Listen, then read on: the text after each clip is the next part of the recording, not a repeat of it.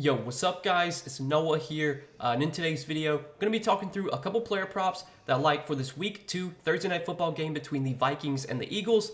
This should be a really good Thursday night game. I'm excited to watch this one. This should be a fun primetime game. The primetime games so far this season have been a little bit underwhelming. We did have a decent Thursday night game last week with the Lions and the Chiefs. That was a pretty solid game, a little bit lower scoring than I would have expected. Sunday night's game between the Cowboys and the Giants was a massive blowout. And then Monday night's game was pretty fun, had that crazy kickoff return or the punt return to win the game in overtime for the Jets. Obviously sucks that Aaron Rodgers got injured in that game. That game was a little bit lower scoring, but it was a fun one to watch, had a good ending. But we'll see what we get this Thursday night. This one should be a lot of fun. This one I think will be a little bit higher scoring than what we've seen. We've had some lower scoring primetime games lately. This game right now does have a total near 50, 49.5 total here. So I think points are expected to be scored in this one. I got two player props, guys, that I do like for this Thursday night game that we're going to talk about on Prizepicks. Now, before we talk through these two plays, as always, if you guys do enjoy these Prizepicks videos and if they do help you out, make sure you hit that like button down below. Make sure you guys hit that subscribe button if you have not yet.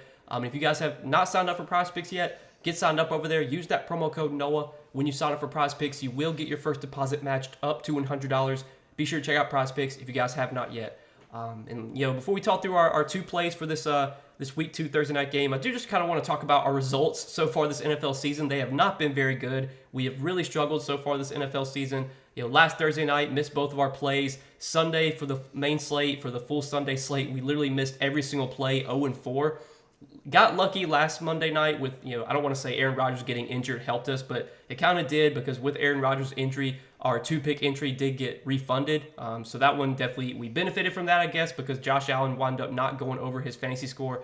So we would have lost that two-pick, but the reboot, thankfully, Prizepicks gave us a reboot there with Rodgers, and that entry wound up getting refunded, which was obviously a break for us. But the NFL has not treated me well so far this season. Hopefully this will be the game, or the week, I should say, that we finally turn things around. But I do got two picks, guys, that I like for this Thursday night game. We're going to be looking at the fantasy score category. This is a stat category that I really like to look at. I think fantasy score is definitely a profitable stat type to take, just because when it comes to fantasy score, these are not projections that Prizepicks can just pull directly from a sports book. They kind of have to come up with these projections themselves. You can also compare fantasy score props to other DFS sites and other projection sites, and that's something that I like to do as well. So we're going to talk about two fantasy scores that I like for this game, and the first one we're going to talk about is going to be Jalen Hurts, 23.5 fantasy score, and I like the over here for Jalen Hurts. So if we just kind of compare projections around the industry, and if we look at some of the other DFS sites, some of the other pick'em sites, right now on Underdog, if you look at Underdog, they have Jalen Hurts fantasy score line set just a little bit over this line. They have him set at 24.45, so basically like 24.5. So they have this line a point higher on Underdog. And then if we look at Sleeper as well, Sleeper has this line at just over 25. They have it at 25.1. So Prizepicks is projecting Hurts the lowest of any of the DFS sites that I use that I look at. And this is a matchup where I think Jalen Hurts can have a lot of success. Jalen Hurts, obviously last week against the Patriots was a little bit underwhelming. 15.42 fantasy points is definitely that's a floor game for Jalen Hurts. Like it's rare to see Jalen Hurts put up less than like 15 fantasy points just because of how much he can do it through the air and on the ground. He just has so much fantasy upside. He's one of the best fantasy quarterbacks around. And if we take a look at his projections for this game, you take a look at his passing yards prop, it's set at right around 250. 250 passing yards, that would be 10 fantasy points. So we can project Hurts for about 10 fantasy points just from passing yards alone. If we take a look at his rushing yards prop, that line is set at 46.5, so that's about 4.5 points. 4.5 to 5 points. So we'll project him for, let's say, 4.5 to 5 more points. So he's got a rough projection now of about 14.5 to 15. And then if we take a look at his passing touchdowns line is set at 1.5. I was looking at DK Sportsbook. They have that line juiced. Last time I checked, it was juiced minus 135 over, and it is still juiced minus 135 over. Even if we don't project Hurts for 2 passing touchdowns, let's just say we project him for 1 passing touchdown, that still gives him a projection of around 20 fantasy points. And then you have to think about rushing touchdown equity, and Hurts does have a rushing touchdown prop of 0.5. I'm pretty sure he's basically like even money to score a rushing touchdown. Let me pull that up real quick just to confirm, but I'm pretty sure Hurts, let me see, let's go to touchdown scores. Hurts, anytime touchdown, he's minus 115 anytime touchdown. That's obviously a rushing touchdown. So he's favored to go over 2.5, or excuse me, he's favored to go over 1.5 passing touchdowns, and then he's even money to score a rushing touchdown. I mean, if he gets 2 passing touchdowns and a rushing touchdown on top of yardage, he's obviously going to go over this fantasy score line. But even if he gets like 2 passing touchdowns and no rushing touchdowns, I think he can still go over this line because he's going to get the rushing yards. He's probably going to throw for at least like 200 to 250 yards. If we just project him for 250 yards and 2 passing touchdowns, well, that right there is 18 fantasy points. And then if we add on the 45 to 50 rushing yards that he's projected for, well, that's right around 23.5 fantasy points, and that's without even thinking about a potential rushing touchdown as well. So I think this line on Hurts is a little bit too low. A lot of the other DFS sites have this line a little bit higher. This is a really good matchup for Hurts. I know he was bad last week against the Patriots, but this feels like a big bounce back spot for him. This Vikings defense, I think, is going to be a pretty good defense to target for opposing quarterbacks. Last season, in terms of fantasy points allowed to the quarterback position, the Vikings did give up the 7th most fantasy points to quarterbacks last season. Have a feeling at the end of this season, the Vikings are going to be very similar, in terms of that number. I mean, they might even be worse. They might allow the top 3, top 4 most fantasy points to quarterbacks this season. So really good matchup here for Jalen Hurts. Big time bounce back spot for him.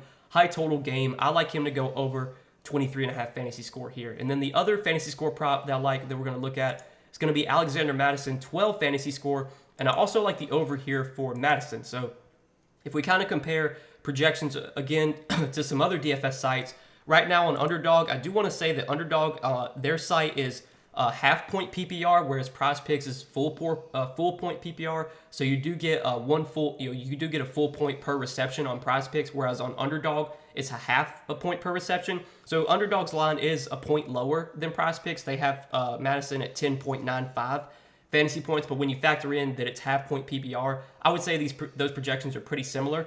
And then if we look on Sleeper, they use the exact same fantasy score system that Prizepicks does. Sleeper currently has Alexander Mattison. Let's see if I can find him.